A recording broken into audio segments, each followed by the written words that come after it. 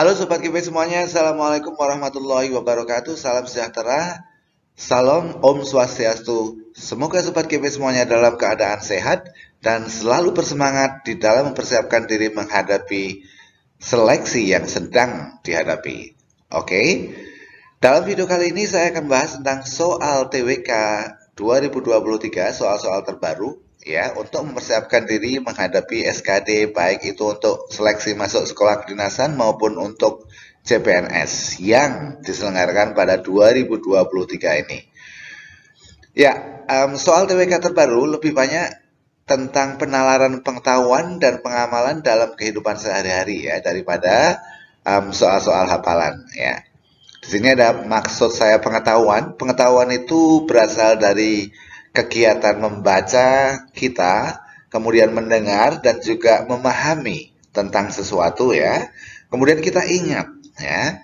Oke. Jadi bukan dihafal tapi diingat. Kita tidak akan bisa melangkah kepada pengamalan dan juga penalaran kalau kita tidak memiliki pengetahuan. Oke, oleh karena itu tetap pengetahuan sangat penting ya. Ada tapi tidak banyak ya, soal-soal yang berhubungan dengan hafalan ada tapi tidak banyak, begitu ya. Oke, um, kalau rekan-rekan bertanya mengapa sih banyak di antara kita yang tidak lulus TWK di tahun-tahun 2022 dan 2021 dan bahkan di tahun-tahun sebelumnya. Ya, salah satu penyebab dari banyaknya rekan-rekan kita yang tidak mampu lolos TWK ya, itu karena salah mengantisipasi soal. Ya, sebagian besar dari mereka menghafal padahal ya soal-soalnya adalah tentang penalaran, bukan tentang hafalan, penalaran dan implementasi dalam kehidupan sehari-hari. Oke, mari langsung saja kita masuk ke soal-soal yang sudah saya persiapkan. Tapi sebelum kita masuk, ya bagi rekan-rekan yang baru mampir di channel Guru Peduli ini, silahkan untuk subscribe, likes, share kepada rekan-rekan yang lain, dan jangan lupa untuk menyalakan loncengnya sehingga rekan-rekan tidak ketinggalan dengan video-video terbaru dari kami. Kalau sudah, mari kita lanjutkan dengan soal-soal yang sudah saya persiapkan. Soal yang pertama, ini tentang pembukaan Undang-Undang Dasar Negara Republik Indonesia. Ya, pertanyaannya, makna alinea ketiga pembukaan UUD Negara Republik Indonesia adalah: A. Kemerdekaan negara Indonesia diperoleh melalui perjuangan dan pergerakan rakyat Indonesia. B. Cita-cita proklamasi kemerdekaan yakni mewujudkan kedaulatan rakyat yang berkeadilan dan berkemakmuran. Atau pilihan jawaban C. Perjuangan bangsa Indonesia telah mencapai kemerdekaan. Atau D. Motivasi spiritual yang luhur untuk mencapai kemerdekaan serta kesadaran bahwa kemerdekaan merupakan anugerah dari rahmat Tuhan Yang Maha Esa ya. Kemudian kemerdekaan Indonesia diperoleh melalui perjuangan yang panjang dan pengorbanan yang besar. Untuk bisa menjawab soal ini, Sobat KP semuanya harus tahu bunyinya. Nah, mari kita lihat ya, bunyi alinea ketiga dari Undang-Undang Dasar 1945 adalah atas berkat rahmat Allah yang Maha Kuasa. Nah, dengan pembuka atau frase pembuka di alinea ketiga ini, kita tahu bahwasanya ya, pilihan jawaban pada soal ini adalah delta ya, yaitu apa? Alinea ketiga itu bermakna bahwa bangsa Indonesia memiliki motivasi spiritual yang luhur untuk mencapai kemerdekaan, serta menyadari bahwa kemerdekaan merupakan anugerah dan rahmat dari Tuhan.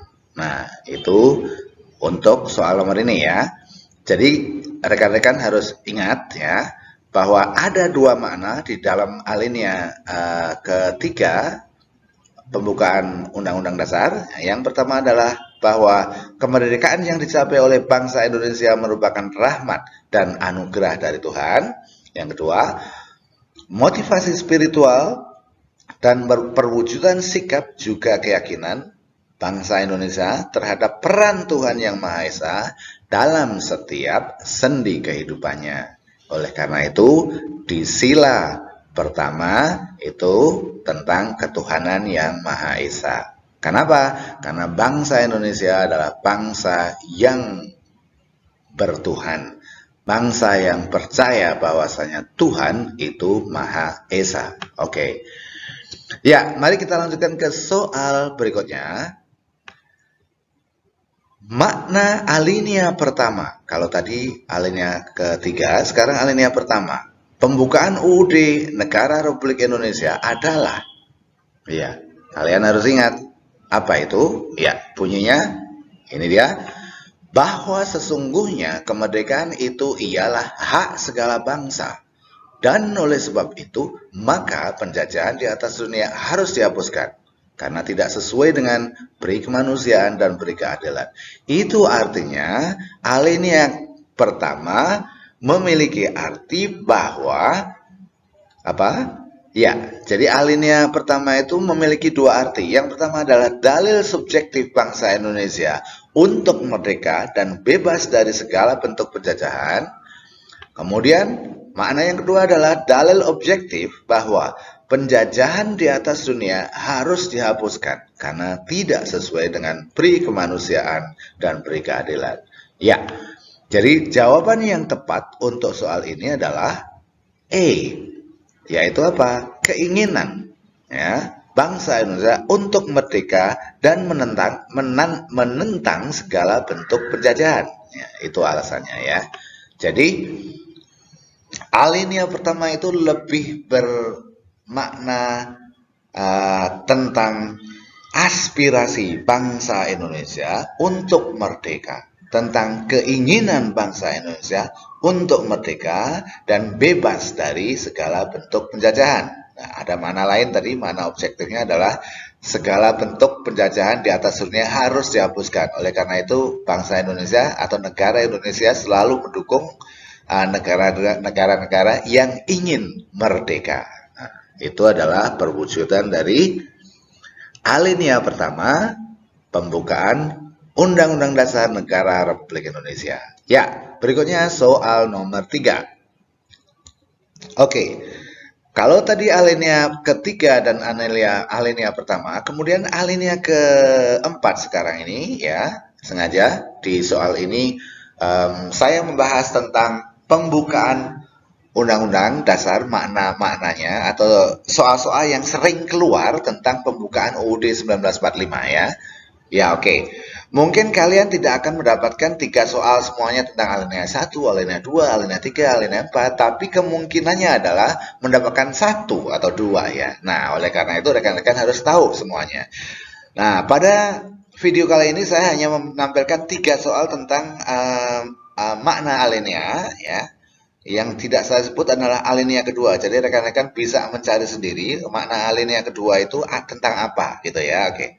Ya, ini saya hanya sebagai eye opener buat rekan-rekan semuanya ya. Oke, mari kita baca soalnya. Alinea keempat pembukaan Undang-Undang Dasar Negara Republik Indonesia adalah tentang A. Alasan objektif dan subjektif bangsa Indonesia untuk merdeka kurang tepat karena ini ada di alinea pertama. B. Indonesia adalah negara hukum yang berdaulat. Oke, kurang tepat juga karena apa? Ya, kurang lengkap ya. C. Kenapa? Karena kalau kita lihat ya bunyi dari alinea keempat itu panjang ya. Di sini ada apa? Kemudian daripada itu untuk membentuk suatu pemerintahan negara Indonesia yang melindungi segenap bangsa Indonesia dan seluruh tumpah darah Indonesia itu artinya tujuan ya. Jadi tujuan dari berdirinya negara Indonesia itu adalah untuk apa? Untuk melindungi segenap bangsa Indonesia dan seluruh tumpah darah Indonesia ya. Dan untuk apa? Untuk memajukan kesejahteraan umum, itu tujuan masih. Kemudian berikutnya, mencerdaskan kehidupan bangsa juga tujuan. Dan ikut melaksanakan ketertiban dunia. Oke ya.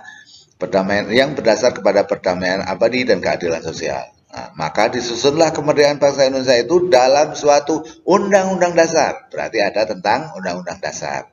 negara Indonesia yang terbentuk dalam suatu kesatuan negara Republik Indonesia. Ini juga bentuknya ya, oke. Dengan berdasar kepada, nah ini ada tentang dasar. Jadi alinea keempat itu isinya adalah tentang satu dasar negara. Yang berdasar kepada itu kata kuncinya ya, oke. Yang berdasar kepada itu kata kuncinya, oke. Jadi ada apa? Ada dasar negara. Ini dia yang berdasar kepada. Ini isinya dasar negara. Oke. Kemudian tadi tujuan negara itu apa? Untuk melindungi ya seluruh tumpah darah Indonesia. Nah, ini tujuannya. Kemudian asas politiknya apa? Ya, asas politiknya itu adalah berkedaulatan rakyat tadi ya. Oke. Kemudian undang-undang dasar juga ada suatu undang-undang dasar ya, oke, begitu. Jadi pilihan yang tepat alinea keempat itu ya maknanya adalah atau mengandung makna apa? Satu, dasar negara, dua, tujuan negara, asas politik negara, dan juga undang-undang dasar negara. Baik Sobat KP semuanya, sebelum saya lanjutkan ke soal-soal berikutnya, ada informasi buat Anda atau Sobat KP semuanya yang ada di sekitar Kota Palembang, Sumatera Selatan, ya. Ayo Lulus bekerja sama dengan Guru Peduli membuka bimbingan belajar SKD Kedinasan maupun CPNS 2023 bergaransi lulus. Tidak lulus, uang kembali penuh ya, tapi ada syaratnya nanti ya, ada syarat-syarat yang akan kita sebutkan ya. Dan bimbel bergaransi lulus eksklusif ini hanya tersedia untuk 5 orang peserta. Karena pada dasarnya apa? Pada dasarnya setiap orang memiliki kemampuan ya untuk lolos seleksi kalau dilatih dengan benar, kalau diarahkan dengan benar. Oke. Jadi buat rekan-rekan Palembang, buruan ya, hanya ada kuotanya hanya untuk 5 orang peserta. Anda dijamin lolos SKD Kedinasan ataupun CPNS dengan nilai 400 minimal ya, atau dengan nilai lolos perankingan, tidak hanya sekedar lolos passing grade ya, tapi lolos perankingan. Kalau tidak lolos, uang kembali.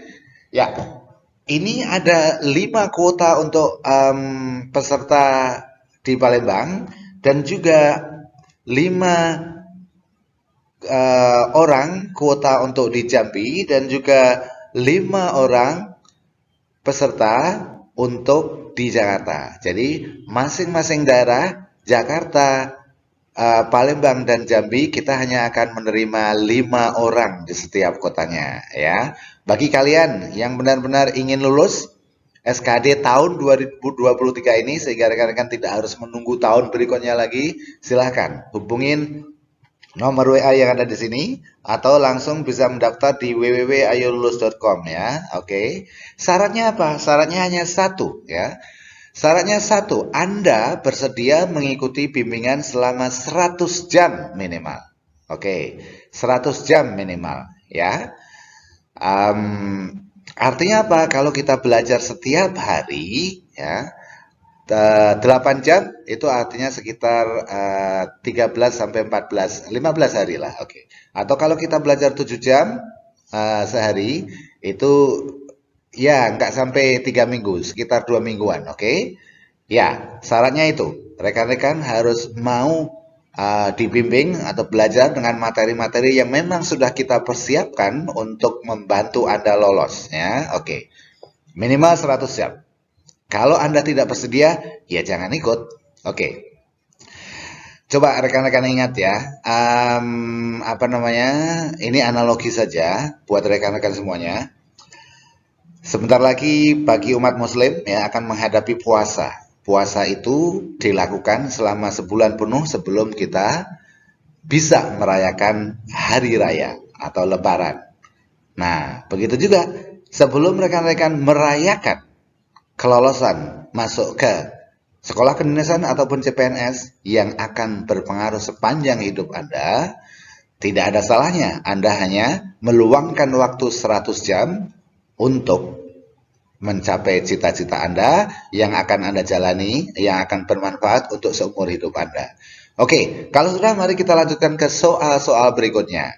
Jangan lupa bagi rekan-rekan yang berminat dan memang benar-benar ingin lolos ya, hubungin nomor WA berikut ini ya, 085947268588 atau bisa kontak di www.ayolulus.com di registrasi ya. Oke, mari kita lanjutkan ke soal berikutnya. Soal berikutnya, ya, ini tentang pokok pikiran ya. Pembukaan Undang-Undang Dasar Negara Republik Indonesia mengandung 4 pokok pikiran. Sesuai dengan urutannya, pokok pikiran tersebut adalah A. Ketuhanan, kemanusiaan, persatuan, dan keadilan, atau B. Kemanusiaan yang berketuhanan, persatuan, kerakyatan, dan keadilan sosial, atau C. Persatuan, keadilan sosial, kedaulatan rakyat, kemanusiaan yang berketuhanan, atau D. Persatuan Indonesia, kerakyatan, keadilan sosial, dan ketuhanan. Yang mana menurut rekan-rekan yang tepat? Ini pilihannya sudah saya kurangin ya, biar tidak bingung. Oke. Ya, untuk bisa menjawab ini, rekan-rekan harus tahu ya tentang pokok pikiran yang terkandung di dalam pembukaan Undang-Undang Dasar 45. Ya, inilah 4 pokok pikiran tersebut. Yang pertama adalah persatuan.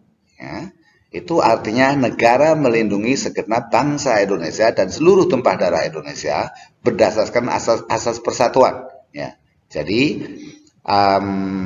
pokok pikiran pertama adalah persatuan. Pokok pikiran kedua itu adalah keadilan. Ya, kita bersatu untuk menuju keadilan sosial. Ya, itu artinya apa? Bangsa Indonesia memiliki cita-cita yang sama, yaitu mewujudkan keadilan sosial bagi seluruh rakyat Indonesia. Ya, kalau kita konversikan kepada sila-sila pada Pancasila, persatuan itu merupakan sila ketiga, keadilan sosial itu sila kelima, dan pokok pikiran ketiga adalah kedaulatan rakyat. Itu adalah sila keempat.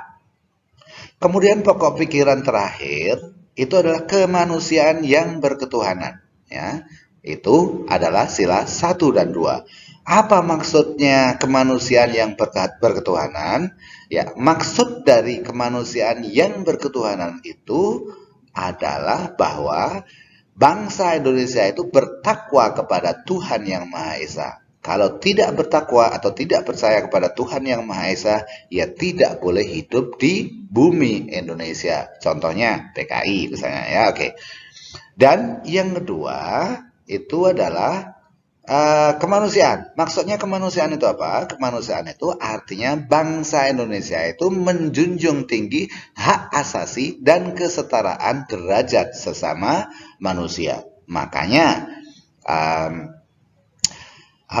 aksi-aksi bullying ya, aksi-aksi yang tidak berkemanusiaan itu sebetulnya tidak pantas untuk hidup di negara tercinta Republik Indonesia ini. Jadi jawaban yang tepat itu adalah persatuan, keadilan sosial, kedaulatan rakyat, dan kemanusiaan yang berketuhanan. Artinya pilihan jawaban C. Iya. Mudah-mudahan atau semoga rekan-rekan paham ya. Kemudian soal berikutnya nomor 5, ini soal tentang penalaran dan juga implementasi nilai-nilai pilar negara ya. Berikutnya nomor 5. Berikut ini yang bukan merupakan implementasi dari pokok pikiran keempat. Masih ingat tadi pokok pikiran keempat itu adalah kemanusiaan yang berketuhanan. Ya, oke. Berarti apa? Ya, yang bukan merupakan implementasi dari pokok pikiran keempat. Mencegah terjadinya perundungan di lingkungan sekolah. Apakah ini termasuk pengamalan dari pokok pikiran kemanusiaan yang berketuhanan? Ya, ya. Karena apa? Karena perundungan itu apa sih? Perundungan itu bullying ya, sobat KP semuanya. Jadi perundungan itu tidak sesuai dengan sila kedua. Kemudian meningkatkan rasa toleransi antar teman yang berbeda agama maupun suku Ya, menurut saya ini juga merupakan pengamalan sila kedua ya. Kemudian C, menghargai teman yang sedang melakukan hal-hal keagamaan. Ini sila pertama. Oke. Menerima dan mendukung ketua OSIS terpilih. Apakah ini tentang sila pertama dan kedua? Kurang tepat ya. Ini adalah sila keempat ya. Artinya kedaulatan rakyat. Artinya ya ketika kita memilih suatu pimpinan atau ketua itu ya kita harus menghargai keputusan bersama ya. Oke. Keputusan bersama itu artinya meskipun itu bukan pilihan kita, tapi kalau mayoritas memilih itu ya itu harus kita terima seperti pemilihan presiden misalnya. Jadi apa namanya, jawaban yang tepat untuk soal ini adalah delta ya, menerima dan mendukung ketua OSIS terpilih itu termasuk pengamalan sila keempat ya. Mengikuti kegiatan-kegiatan keagamaan yang positif di sekolah ini sila pertama ya. Jadi pokok pikiran keempat atau sila ke-1 dan kedua itu adalah kemanusiaan yang berketuhanan. Artinya apa? Artinya bangsa Indonesia itu takwa kepada Tuhan Yang Maha Esa atau percaya kepada Tuhan Yang Maha Esa dan juga menjunjung tinggi hak asasi dan kesetaraan derajat sesama manusia.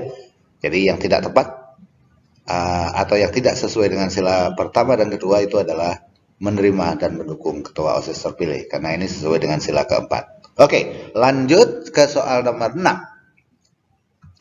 Bangsa Indonesia memiliki kekayaan dan keragaman budaya yang sangat melimpah seperti misalnya batik, wayang kulit, tari-tarian, reog, dan lain sebagainya ya.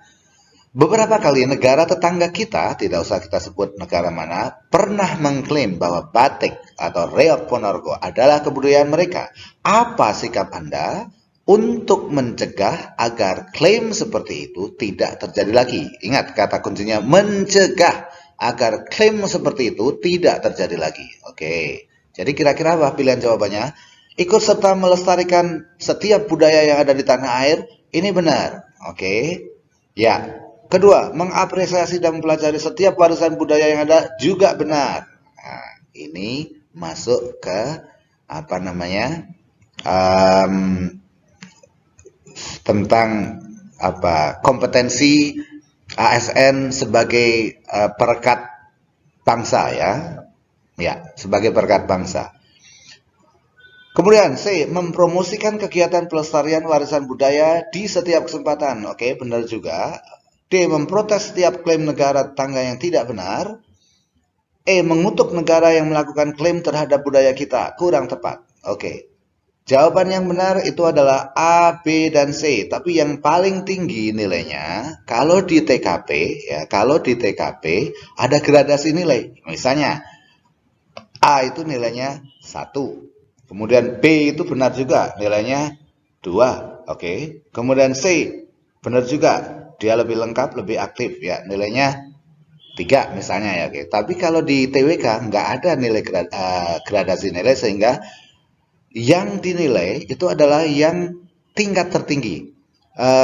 Informasi buat sobat GP semuanya, ada namanya kamus kompetensi kamus standar kompetensi ASN ya, yang merujuk kepada Permen Pan RP nomor 38 tahun 2017 itu ada kamusnya. Dan kalau ini adalah level 1, ini adalah level 2, ini adalah level 3. Jadi yang tepat untuk jawaban ini yang dinilai adalah jawaban tertinggi levelnya ya. Oke. Jadi jawabannya adalah Charlie. Ya, bagi rekan-rekan yang mau mendalami ini sebetulnya ada sih di salah satu video saya. Ya, oke.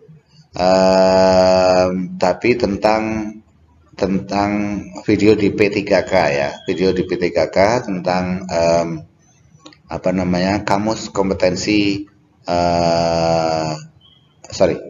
kamus standar kompetensi ASN ya. Ya, ini jawabannya yang tepat adalah Charlie yang dinilai.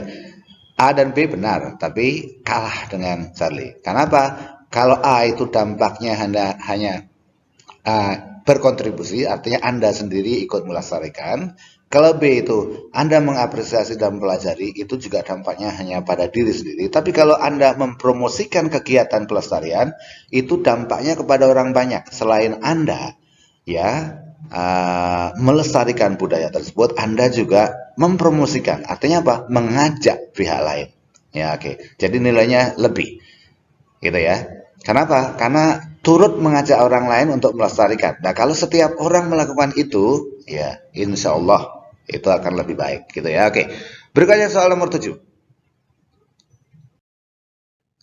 Di kota atau daerah tempat tinggal Anda, ya, sorry saya ulang, di kota atau daerah tempat Anda tinggal, seringkali terjadi tawuran antar pemuda atau pelajar yang berakibat pada jatuhnya korban jiwa. Apa sikap Anda jika Anda adalah seorang ASN? A. Mencegah dan melindungi keluarga saya agar tidak menjadi korban. Benar. Oke. B. Mencegah dan melindungi keluarga saya agar tidak terlibat dalam tawuran. Juga benar. Ingat rekan-rekan, di pilihan, di SKD atau khususnya TWK kemarin, pilihan jawabannya menurut rekan-rekan ada sama, semuanya bisa benar. Betul, ya, oke. A ini benar, B ini benar, tapi ada nilainya. Ada yang lebih tinggi, yang dampaknya lebih besar, itu nilainya lebih tinggi ya. C. Mengusulkan kegiatan-kegiatan yang dapat mencegah atau mengurangi terjadinya tawuran kepada pihak-pihak yang terkait. Juga benar. D. Menginisiasi kegiatan penyuluhan anti tawuran dan kegiatan positif lain yang dapat mencegah tawuran. Oke. Kalau C, mengusulkan kegiatan ya kepada pihak-pihak terkait, misalnya kepada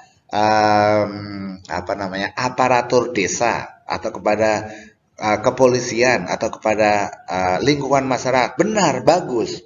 Tapi masih sekedar mengusulkan, belum menjalankan kegiatan tersebut. Nah, kalau delta itu menginisiasi, artinya apa?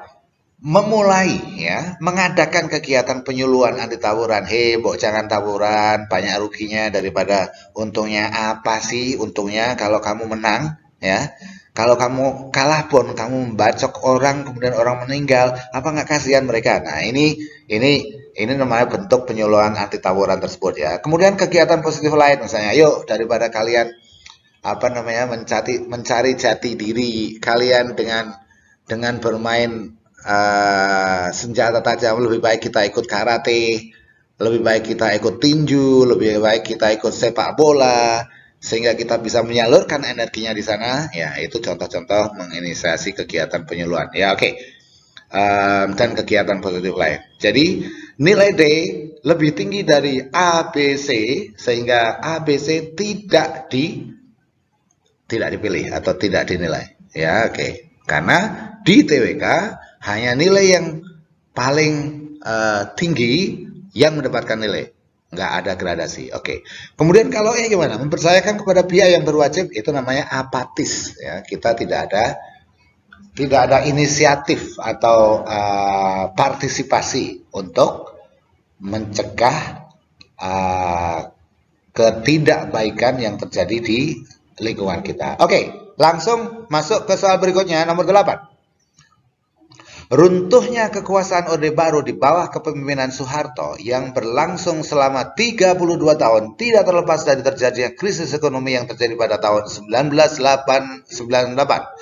Runtuhnya pemerintahan atau rezim Soeharto ini diikuti oleh 6 tuntutan reformasi 1998. Berikut ini, yang bukan merupakan tuntutan reformasi adalah A.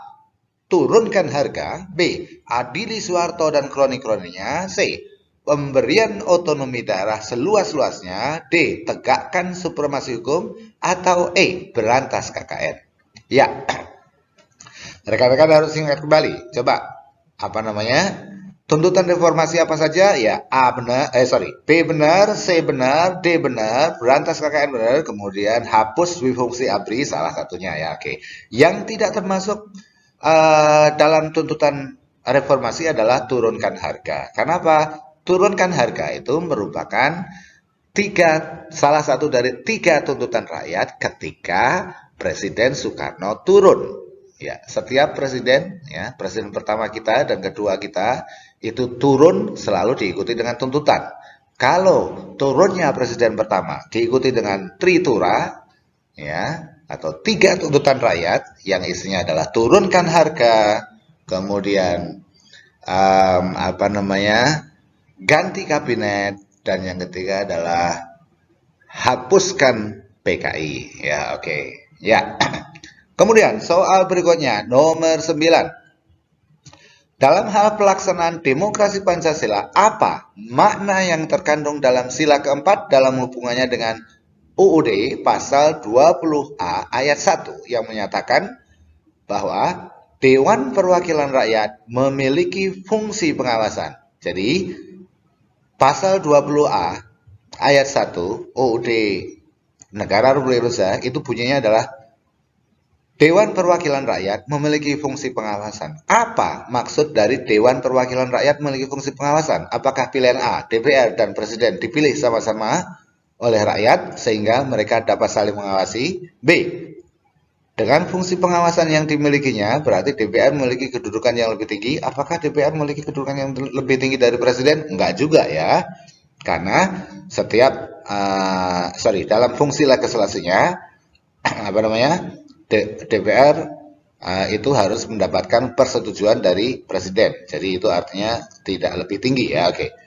Jawaban yang tepat adalah Eko, artinya apa? DPR merupakan perpanjangan rakyat atau perpanjangan tangan rakyat dalam mengawasi jalannya pemerintahan yang dipimpin oleh Presiden. Oke, itu makna dari fungsi pengawasan Dewan Perwakilan Rakyat yang tertuang dalam pasal 20A ayat 1 UUD 45. Oke, jelas ya rekan-rekan. Nalarnya atau logikanya adalah Indonesia itu negara berkedaulatan rakyat. Artinya apa? Pemerintahannya pun diawasi oleh rakyat. Nah, dalam pelaksananya, ya pengawasan tersebut diberikan kepada wakil rakyat. Siapa wakil rakyat? DPR, gitu ya. Soal berikutnya, soal nomor 10, soal terakhir di video kali ini. Semoga bermanfaat ya rekan-rekan semuanya. Kita lihat soal nomor 10. Di antara kalimat berikut, tentang bahasa Indonesia, yang manakah yang menurut Anda efektif dan benar sesuai dengan kaidah bahasa Indonesia yang benar? A. Para pemuda-pemudi Indonesia bersumpah setia terhadap NKRI. Apakah ini benar? Kurang tepat. Apa yang kurang tepat di sini? Ya, ini ada pemuda-pemudi. Ya, oke. Pemuda-pemudi itu kurang tepat. Ada para pemuda-pemudi. Kenapa? Karena setelah para itu artinya tidak harus lagi plural atau tidak harus lagi jamak ya. Cukup misalnya pemuda-pemudi Indonesia bersumpah setia terhadap NKRI, begitu ya. Jadi ini kurang tepat, salah. A. B. Gua bercita-cita untuk menjadi aparatur sipil negara. Kurang tepat juga, kata gua itu bukan bahasa standar. Bukan bahasa baku ya. Gue misalnya. Ya. C. Saya mengundang semua rekan sejawat ke resepsi pernikahan saya. Saya mengundang semua rekan sejawat. Oke, saya yang subjek, mengundang predikat. Semua rekan sejawat itu adalah objek, ya oke. Ke resepsi pernikahan saya. Ini adalah komplement, sepertinya ini benar ya. Kemudian tindakan bullying. D ya, tindakan bullying bertentangan dengan sila kedua. Oke, bullying ini karena dia kurang tepat tulisannya ya. Harusnya tindakan perundungan. Kalau bullying, kalau kita meminjam bahasa asing, ya itu harus ditulis dengan miring. Nah, ini kurang tepat. Harusnya ditulis dengan miring kalau mau benar ya. Oke. Mereka sering nggak tepat waktu. Kurang tepat juga. Kenapa? Nggak ini bukan bahasa formal. Jadi jawaban yang tepat untuk soal C ini adalah Charlie. Oke. Baik Sobat KP semuanya, itu tadi 10 soal TWK yang sering muncul di SKD. And thanks for watching. Tapi sebelumnya, buat rekan-rekan yang membutuhkan latihan atau tryout, silahkan ada di Anda bisa berlangganan di Sahabat CPNS, oke. Nah, nanti saya kasih linknya di bawah ya, tinggal klik dan Anda akan mendapatkan potongan sebesar 20.000 kalau nggak salah ya, oke. Ya, kalau saran saya adalah beli saja tryout untuk latihan. Kenapa? Karena tryout itu memang diperlukan ya, sehingga dengan tryout rekan-rekan bisa lebih mengelola, artinya ya lebih efektif di dalam mengelola waktunya. Tryout itu hanya bisa digunakan untuk latihan mengelola waktu ya. Nah, karena apa? Karena ya itu tadi, tetap Anda harus belajar apa namanya materi-materinya. Ya, oke. Itu aja dari saya, and thanks for watching and see you in the next video. Wabillahi taufik wal hidayah. Wassalamualaikum warahmatullahi wabarakatuh. Salam. Jangan lupa untuk subscribe dan share kepada rekan yang lain. Semoga Sobat KB semuanya lolos seleksi di tahun ini. Amin.